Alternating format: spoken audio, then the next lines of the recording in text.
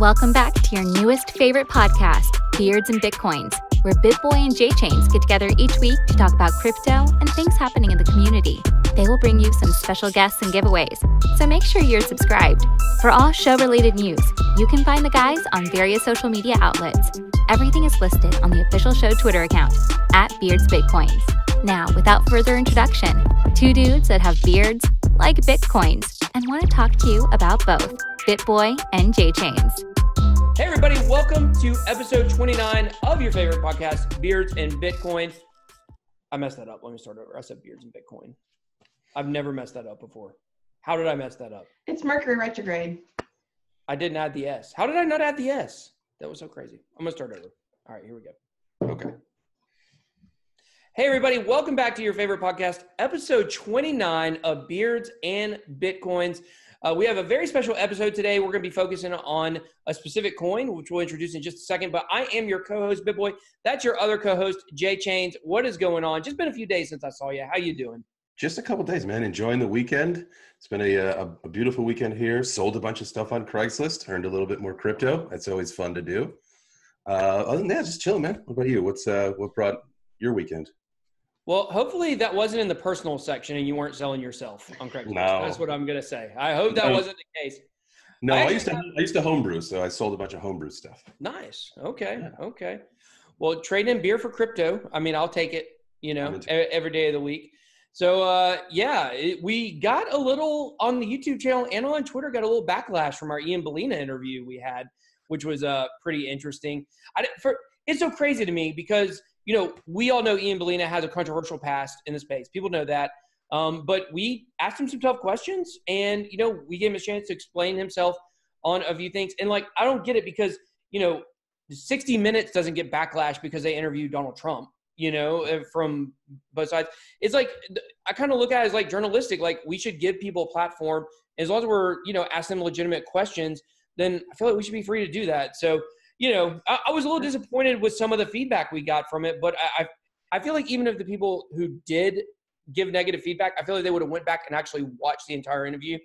There wasn't anything to critique in it. So yeah, no, I mean, we're unbiased. I mean, we gave him his chance to talk about whatever, how he felt. You did ask some good questions. So I wouldn't worry about what they say. I haven't even read reviews. I don't like reviews. I don't read them. So we're joined today by Laura Taylor from she's part of the DigiByte community. And today we're going to be talking about DigiByte specifically. And this is something we're going to try to do more of is having some special episodes apart from our regular weekly ones where we're going to talk about specific coins because that's what people want to know about, right? You want to know what the different projects are in the space. You might have seen DigiByte before. It's in, where's it at right now, Laura? Jeez, I think 32-ish. It might be like 35. It's fluctuated about like five ratings up and down. It's had a strong resistance at 30, but that's a good way to say it. So DigiByte is a popular cryptocurrency. I've always said anything in the top 50, has got at least some stability behind it. So it's something we're going to be talking about today. You might have seen it, not know much about it. So we're going to give Laura a chance to talk about it. So I guess, hey, look at hey. Get into it. So yeah, tell us about yourself, Laura. Thanks for having me. I'm a core member of the DigiByte awareness team. And so for those of you who don't know, DigiByte is an open source blockchain similar to Litecoin and Bitcoin. It's also a UTXO. And Jared Tate, the founder, forked the Litecoin code to form DigiByte, which is its own blockchain as well. And so because it's open source and never had an ICO, there's not like this pile of money to, market it and all that sort of thing. So the community last year kind of banded together and started a marketing and awareness effort with just volunteers in the community. And it's kind of grown and I'm part of that core team. And we do marketing and education, business outreach, kind of, you name it, try to support the developers and, just help out where we can. That's really cool. That's cool to see that, the community really kind of rallied together, got the troops together and said, hey, let's do this. Let's make this successful. So you've been doing this since last year. Were you involved with any other products or currencies before? Yeah, I've been doing it since May or June of last year. They had just started when I joined. I wasn't like one of the founding members, but I joined shortly after.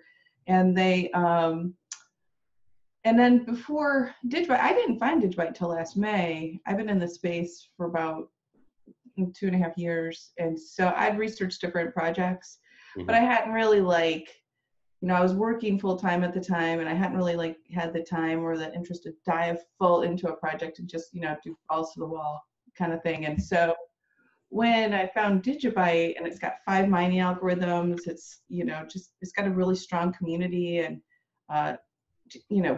it's 5 years old. It's got a lot going for it. And so that, the tech was really good. So I just kind of dove into the community and was like, well, I do meetups in education. Maybe I can help you guys with that. So, which is a natural fit for me to go into a community like this, because that role hadn't really been filled yet, Yeah, absolutely. So you said when we were kind of talking off air and really getting into this, that there are some really kind of cool updates and a lot of news surrounding DigiByte. Yes. Yeah.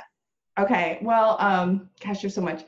So first, I'd like to say, so I know a lot of people, we're not on Coinbase, we're not on Binance, and we're not on Kraken yet.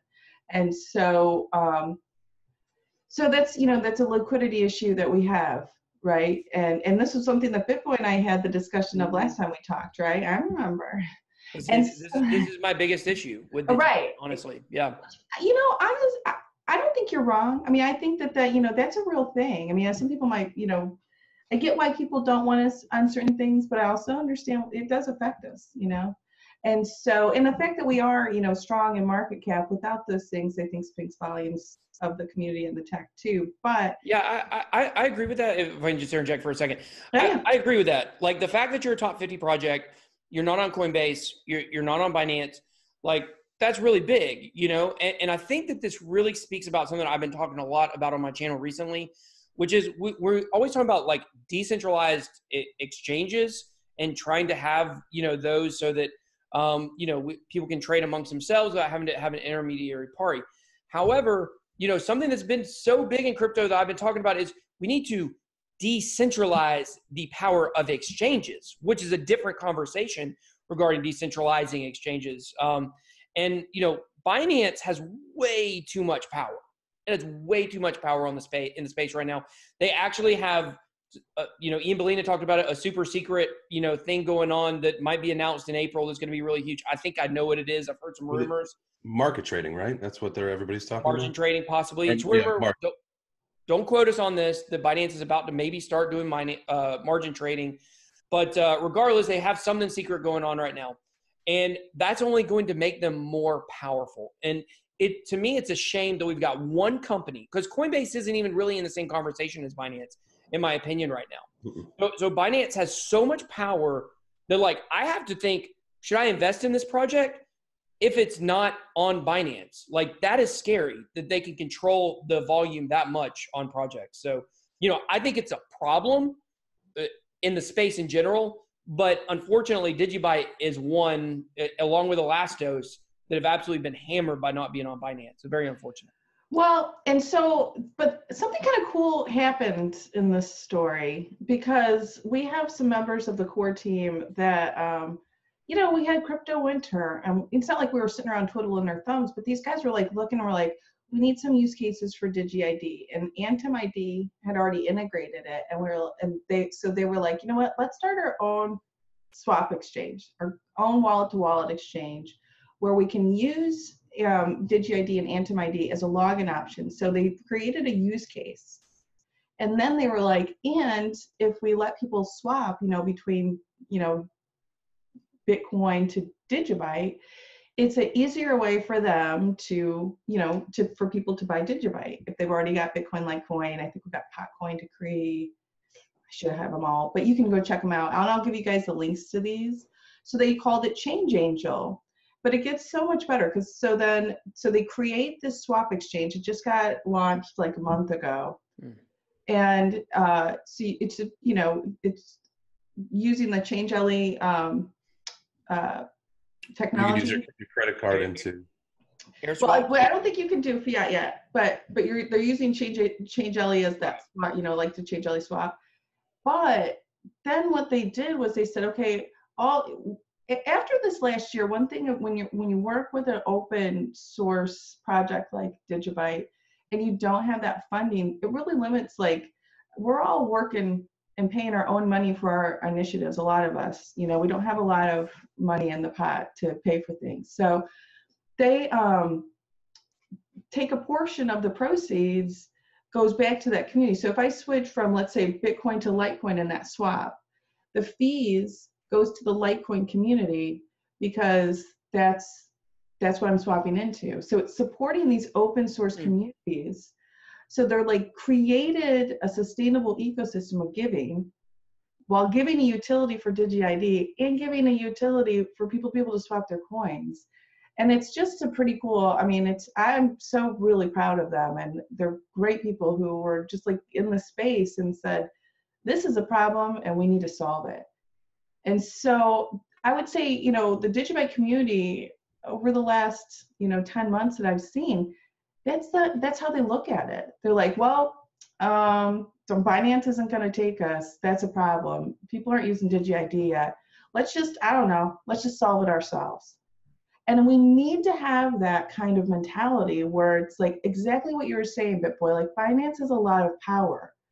And in a small market like this, and we are still very small, it doesn't take much for someone, especially if they were an earlier player, to have a lot of control in the system. Mm-hmm. And so we need people like these guys who started Change Angel and these guys who are, creating this new technology that's a utility for people.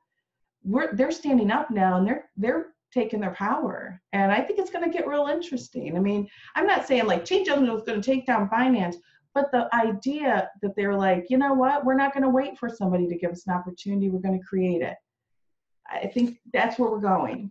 Yeah, I think, and with the kind of the new introduction of the initial exchange offerings now, that's going to either make it or break it too. To see what other exchanges can kind of rise up from this to like not dethrone Binance, but don't let them control the monopoly even in that, which they do right now with the Launchpad. And it's not so much dethroning them, I think, as it is like helping them to evolve. I think you see like exchanges like Change Angel and I believe Vertbase is also doing that, where they're giving back to the communities. That starts an initiative. And so if other people take that model and they're like, yeah, we can afford to give some back to the communities that of volunteers that are trying to make this technology work. If anything, it helps them to evolve at least with more of a mindful set of what are other people doing that's working for the whole ecosystem, not a single project, but like the entire space to make it grow. Yeah. So anyway, I'm pretty proud of that. I'm pretty proud of these guys because they're super awesome. And like, these are the guys I would share my private keys with these guys. Oh, wow. So for them, I know. I won't even share them with my wife. BitBoy. What? I don't know. She might be able to get me. What happens if something happens? She's got to at least know how to get to him. Well, I don't want another guy to come along and take my place, and this is my way to kind of ensure, that well, stop drinking they won't be looking for a sugar mama, If she get my private key, she's gonna be a sugar mama.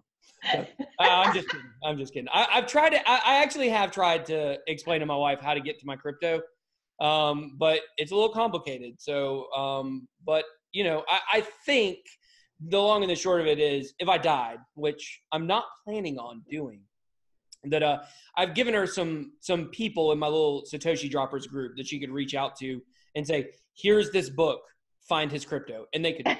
So yeah. That's smart.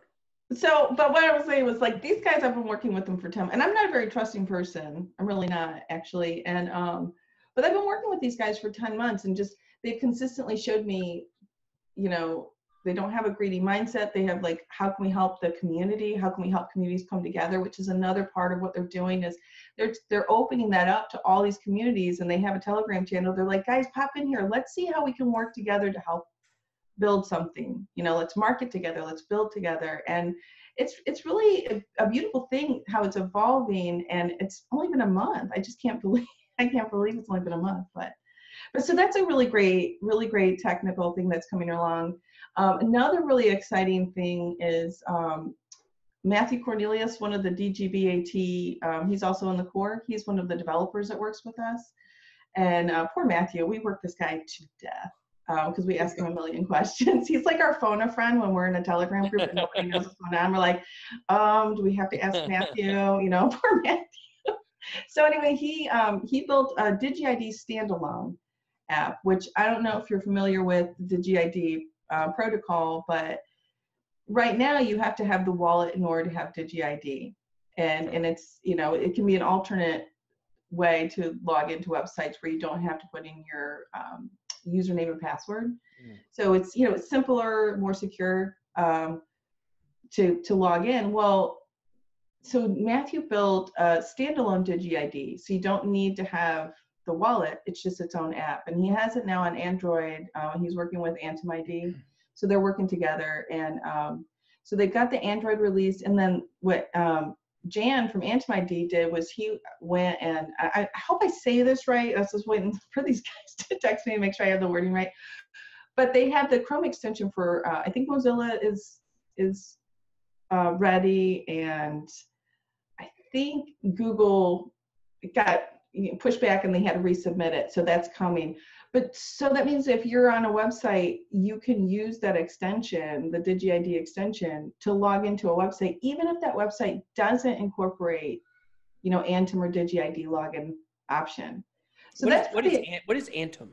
Antim, it's a private company that basically kind of worked with the DigiID code, made it more user friendly, and so, you know, if the site wants to use DigiID as a login option, they can contact Antim and help them get set up for that. So, but really great guys. Like, I've been working with all these guys for a while, and just, it's so fun to watch them kind of work out a problem, because we're like, well, could you do this? And they're like, I think we could do that. And then they're like, boom, boom, boom, boom, boom, boom, boom, you know?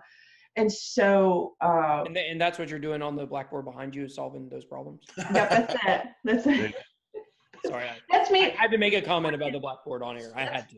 That's me working code back there. No, there you go. I'm not a programmer. Nobody think I am.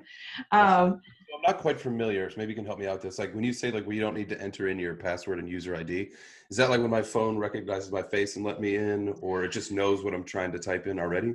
Right. Well, like, you have a code, like you'll have a code, like a 6-digit code that will attach to your DigiID. So instead of having to type all that in, you could type in your code and it will log you in. Okay. But also, the other thing that Matthew made that's really super cool is a password generator that's also, I think it's within that same app. And iOS is coming, but, you know, Apple is always so much slower to work with, but they're working on that, so it's not far behind. So, and I'll send you guys like a video demo of it. Might help explain it a little. It's kind of easier when you see it. I definitely am a visual person, so that. Yeah, me too. So, but it's, you know, and I, you know, probably butchered my explanation of it, but no, it's just exciting. It's exciting to see the development that's happening. I know Jared's working really hard on Digi Assets and Vesty. So I'm not exactly sure where they are in all of that, but, you know, I know that they're knee deep in development. So, and Digi Assets would be, you know, it's like, you know, Litecoin and Ethereum had a baby, and now it's DigiByte with Digi Assets. So, but as far as like timelines and things like that, I don't know about. So cool. Yeah, we'll definitely look forward to reading some of that and learn more information. So now let's shift gears a little bit, because we do want to talk about Texas. Yes. You are going to be down in Blanco for the April 6th meetup for Bitcoin Ben and the Wild West crypto guys. Are you going to be repping Digi there? Oh my gosh, dude. We are going to be. So, you know, here's the good thing about having like past soccer moms being on a, you know, decentralized awareness team. You know, for the last 14 years, I've been hosting booths at math competitions and, you know, fundraisers. So they're like, well, we're going to have a thing with, you can have a booth. I'm like, a booth? Oh, I'm on it. I've had so much. So what we end up doing was we have a whole team coming down. We have a planning channel, which I'll also link for you guys. We have a Telegram channel for the people who are going to the meetup or who want to participate in helping us. We've got about 14 people on that channel now, but we've got actually 2 booths that are going to be there. One is going to be specifically just for DigiID, and then one is going to be for DigiByte, because there's just so much going on with the project. We kind of really wanted to differentiate, because DigiID is a little bit different in its own utility. So, and then I'm actually going to launch my own YouTube channel. So I'm going to, I know. I don't need any more competition in this space. I need you. Don't do it. It's a terrible idea. There's no money. Quit now. Well, I was honestly, I didn't want to do it. I wasn't like, not when I'm like, I don't love being on camera anyway, but one of the things that kind of evolved out of this last winter and the spring is that a group of us are starting a nonprofit to support the crypto ecosystem, support developers and education. And so it was kind of a natural progression to start a YouTube channel to support that initiative. So I was like, well, Bitcoin Ben he gave me a bit of a hard time. He's like, Laura, you got to get yourself out there more, so. And he does give good advice. He really does. So I was like, I love it. Bitcoin Ben's great. Yeah, he's good on his advice, and he's no dummy. So so I was like, okay, kind of all the lines, all the arrows kept pointing me into this direction. So I'm going to actually launch that channel from Texas, and the people I'm going to be interviewing are going to be the first guys I'm going to interview are the team members that are going to be at CoinFest in Manchester. It's happening on the same day. So they're going to be in Manchester April 6th at CoinFest. So we're going to pipe them in to the Texas meetup. Oh, so it's kind of a cool thing to, connect them. And then I'm also hoping to be able to do an interview, like a live cast with Matthew, who was the developer behind the standalone DigiID app. So people can ask him questions and, get to talk to him. So yeah, so we're excited. I've got all kinds of like crazy stuff I've been ordering. I ordered temporary tattoos, like DigiByte temporary tattoos, that you can. Oh God. And then Hey, I ordered koozies. Bitboy, Bitboy, don't hide your emotion. Just really tell me how you feel. It's awesome. I loved it. Funny story. I'm gonna be so obnoxious. Funny story. My wife, she's gonna kill me for saying this, but my wife is terrified of fake tattoos. She's okay. That's so if you guys that's a strong emotion for fake tattoo. I mean, I can understand real tattoo. There are three things that my wife is deathly afraid of. And when I say deathly afraid, I want you guys to understand that you're going to be in so much trouble. I am. Okay, go. There was a talk show that would come on every day, Jenny Jones. Do you guys remember when talk shows were absolutely huge? Okay. And Jenny Jones would have these episodes, and other talk show hosts have done it, Maury's done it, whatever, where they bring people on that have strange fears, that have like weird fears, and that like somebody's afraid of a cucumber, and you bring out a cucumber that most of us are like, it's a cucumber. Like, I eat cucumbers, but I'm not scared of one. And you bring this thing out and the people freak out. Like, they're terrified. My wife is terrified of fake tattoos. She's terrified of ink, which is kind of the same thing. But like if you were to draw on her finger, like she would freak out. And what is the third thing? Stickers. She hates stickers. I kid you not. It's been really hard for her as a parent to hide her fear of stickers. But she's afraid of those things. Like, the only time my wife has ever physically assaulted me is when I put a and me being kind of a prankster, like, it's been really hard for me to not pounce on these things. But she is literally terrified of it. Totally normal. She's a normal girl. But she's terrified of those things. So when I hear fake tattoos, I'm just like, glad you're not coming, honey. I'm glad I thought you had such a strong reaction. Don't make me laugh, Bitboy, because I'm wearing mascara. I thought you had such a strong reaction to the whole temporary tattoo thing. But okay, well, I'm not giving you any. So if your wife watches, I'm going to make sure he doesn't get any to take home. Please. Wake up in the morning, she has like a DigiByte symbol on her face, and she ends up in a. Well, I know that my wife, like, all the time, she'll be like, I heard you say my name in there. What was it about? So I hope she didn't hear this. I'm sure she did, though. I'm in so much trouble right now. Well, I also am bringing Pop Rocks. I'll bring you some Pop Rocks, but I was going to put a sticker on the Pop Rocks, so maybe I won't on yours. Oh, I will eat Pop Rocks if you bring me Pop Rocks. I love Pop Rocks. Those are the things that like crack and fizzle in your tongue, right? Yeah. Okay. But I got some like little stickers that have the DigiByte logo, and so I'm putting it over the pop, so it's like DigiByte Rocks. I know. That's so good. I'm telling you, BitBoy, you're going to be like, I want to go hang out at Laura's booth because, I want to go hang out at the I'm going to come hang out at your booth. That's where the fun is. Yeah, they for have sure. Pop Rocks and stickers. I'm really excited. It should be, early April. I live in Austin, Texas, so I'm only like an hour away from where it is. And it's already getting warm. It was like hot today in the 80s. So the weather should just be right. Yeah, I'm excited. I was looking at the weather the other day because I'm actually flying in. I'm from North Carolina, but I'm going to Florida for my mom's 80th birthday. And Ben was like, you should bring her with you. I'm like, I'm not dragging my 80-year-old mother to Texas to a crypto meetup.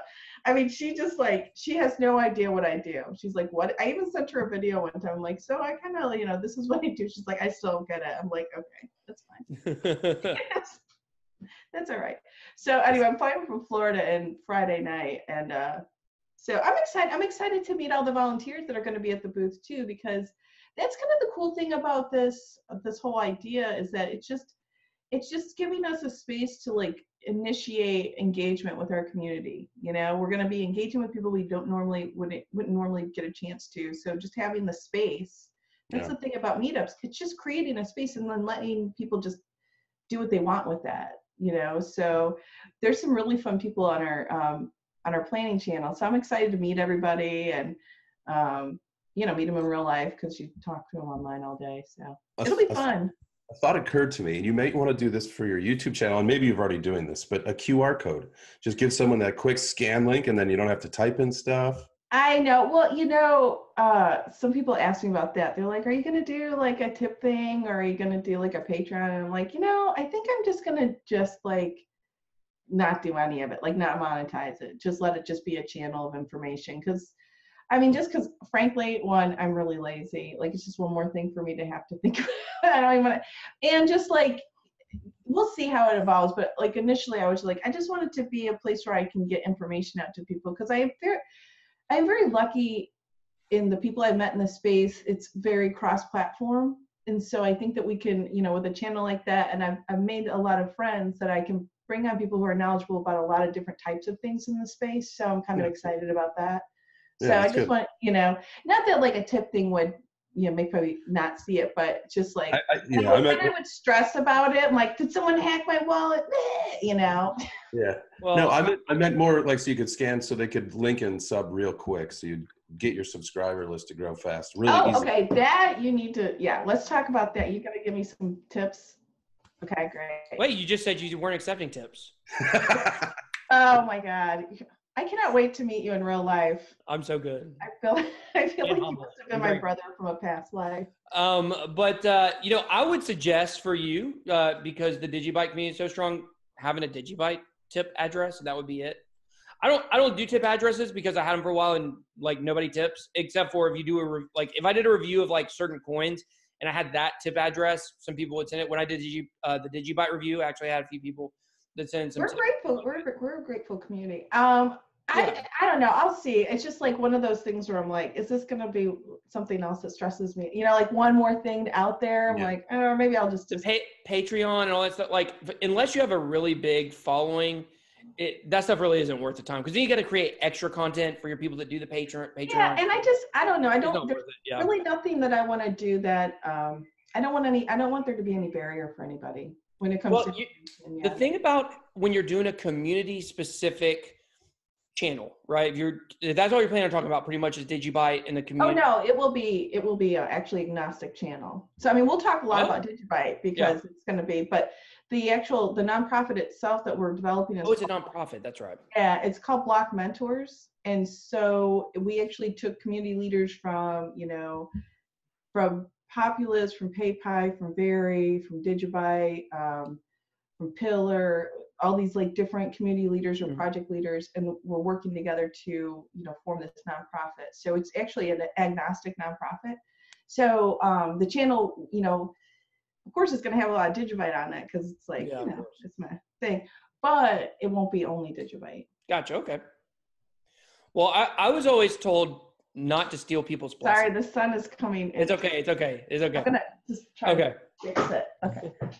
Yeah. I was always told not to steal people's blessings, and that's why if I'm ever out to dinner, and everybody that's listening, pay attention closely to this.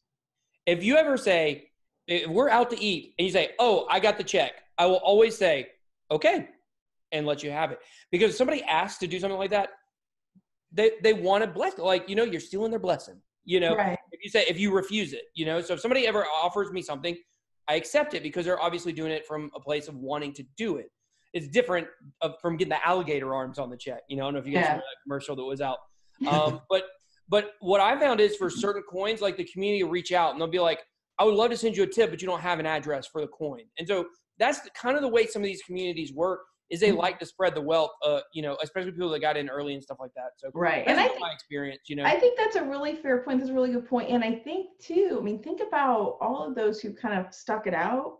And as this market turns, how grateful are they going to be for anybody who's been trying to get information out, helping them through this time, and helping the communities grow that are been participating. So that's actually a fair point too. If someone wants to give something, like I had a friend of mine, the guy who is he does pretty much all of our graphics. He's amazing, and he was on that Byte BTC exchange that just went down. I don't know too much about it. I've been busy and not really paying attention to that, but someone just said today, they're like, man, he lost some Bitcoin on that thing and he's kind of bummed. And so I just messaged him, like, that really sucks, dude. So can I send you some DigiByte, and I was like, I don't have a lot, but can I send you some just so you're not sitting there alone? And he was like, yeah, that would be cool. And so it wasn't really like my little bit of DigiByte was going to like make any difference to the cost. But it's like that energy, that thought that it's like, I'm going to give you something because I really appreciate all the work you've been doing for us. And I want you to know that, you're not alone. And so I think when people have a community like that around them, they're not so scared, I am impressed with the community, and especially, you sound like the DigiByte, and I don't know much about the DigiByte community, but I worked for an exchange for a while, and I had kind of a role where I did a lot of reviews of projects. And so I did kind of have to absorb myself into the communities to kind of learn and just to see what the project was all about. And so, there are some just really, really great communities that push, they push forward. They make progress happen just because they're just so loyal. Obviously there's some that don't, and then there's scams and all that stuff, and obviously that's just the way that the crypto space works right now. But I know that we'll correct that. But to your point, just when communities push a project forward, it's just a cool thing to watch.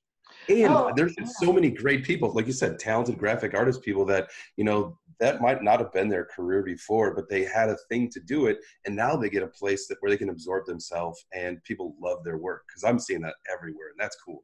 Exactly. That to me is the exciting thing about decentralization. I got excited at, like you go down the rabbit hole, you get excited at one level, and then you're in there a little bit longer, you get excited for something different.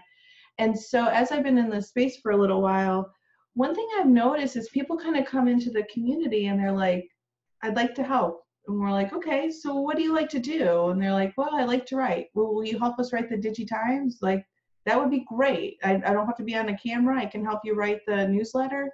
That would be perfect job. And they get a sense of purpose, and they're helping the community. And it's just a matter of tapping people into things that need to be done. Or if they're a natural leader themselves, like we have this guy, Aman, who is doing our commercials for us, and incredible. And if you ever get a chance, like, to check out his commercials, incredible, like high quality, commercials that he's getting the community's helping him cover the cost of creating them, but we're not paying for really his talent so much. So it gives these people, like, they just are max optimizing their passion, I would say. Yeah, and I'm sure you see it a lot with, and I've done this myself, where you absorb yourself into a community because, one, you've bought into what they're doing. You couldn't, like, if you were playing the stock market, you couldn't, yes and no. Like, if you bought some Home Depot stock, you can't just, like, go to Home Depot and all of a sudden you're working for them. But you can't, in the crypto space, you can.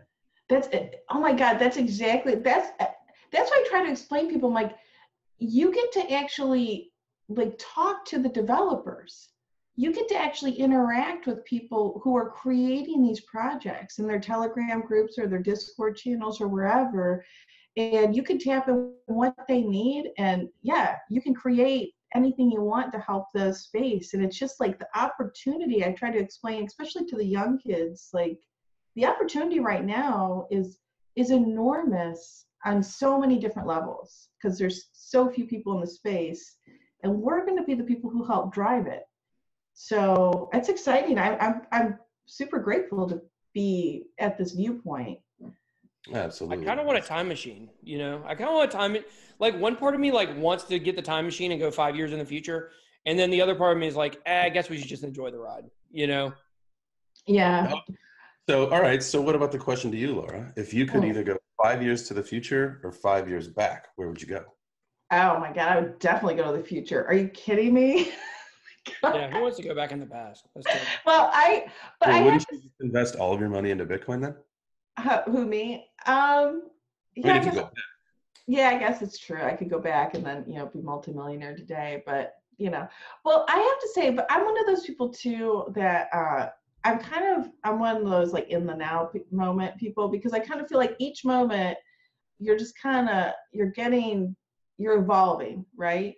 And each moment you're evolving. And so it's like that progression in time is helping you with your evolution. So if you take any skip out of that, like what experiences would you not have had to have given you some sort of understanding of where you are? Does that make sense? Absolutely. Yeah.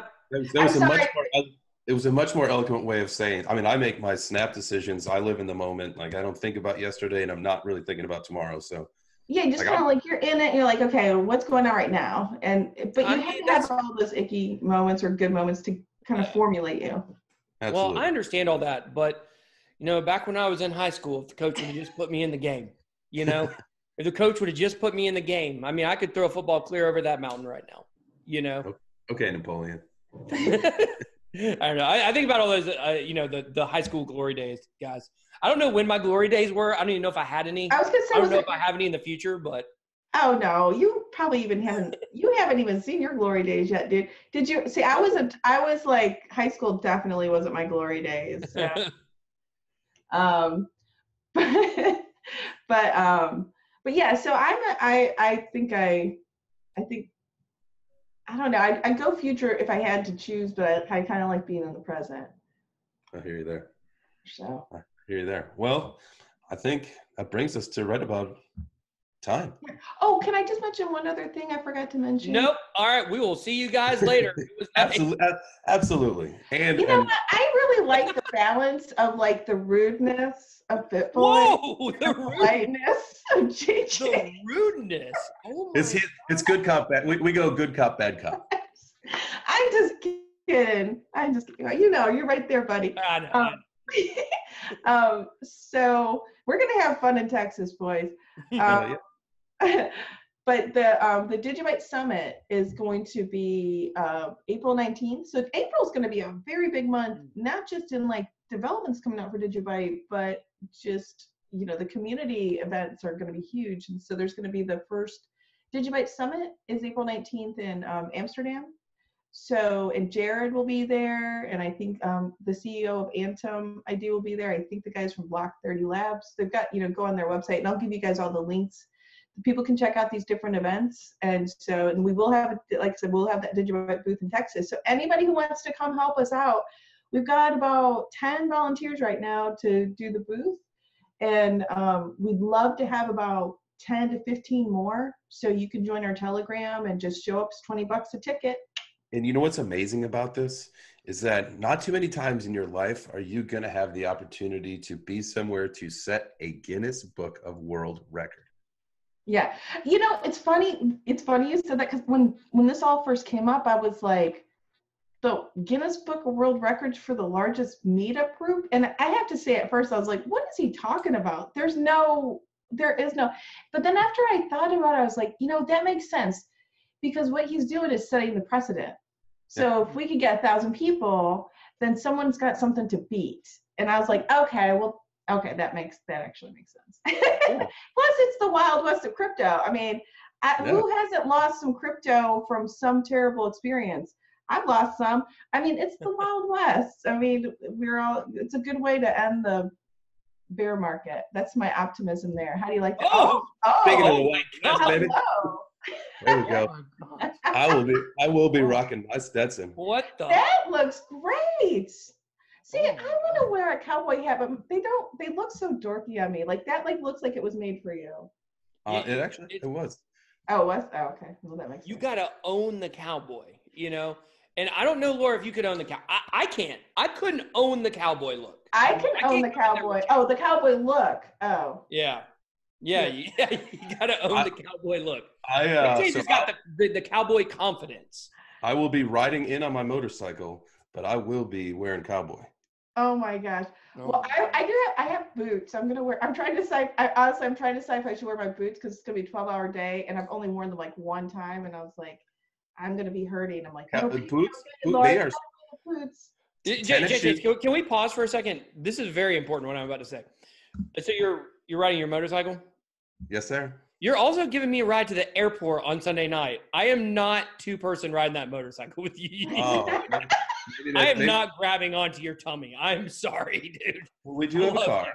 We have a car. Oh, thank God. For one moment, I was really scared, honestly. So you know what flashed in my head? You know that scene from Dumb and Dumber? It just totally flashed in my head when you said bring a backpack just in case. Oh my gosh! I'm just kidding. No. I'm gonna put the backpack on you, and then I'm gonna. We do own a vehicle. My wife doesn't go on the back of my motorcycle, so we do have a car. She doesn't. No, she doesn't like it. So like your wife has a fear of motorcycles, yes, and his wife has a fear of stickers. Yes. So it's like kind of interesting, like the whole spectrum of phobias. Well, and she doesn't even have a fear of it. I think that she's just like, if something were to happen and we both died, then, so if it's just me, it sucks, but it's just me. Well, I'm not a motorcycle person either, so I get it. I'm not either. I like to have a full, like. When I was very young, my dad, so my parents were divorced. My dad got into a terrible motorcycle accident, and right about the same time, my mom's fiance at the time also got in a really bad motorcycle accident. I was probably 5. So that made a big impression on me. Like 2 big motorcycle accidents in a short period of time, so I was like, I'm done.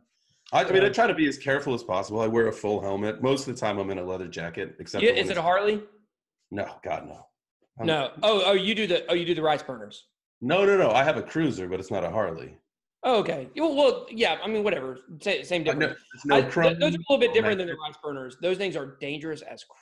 I don't know how people ride those things. I want one so bad, just to ride on the track though. I'm ready. I've been riding for a number of years now, so I'm ready to get one of those just to ride on a track where it's safer, because I want to go like 200 plus miles an hour. That'd be awesome. That's fast.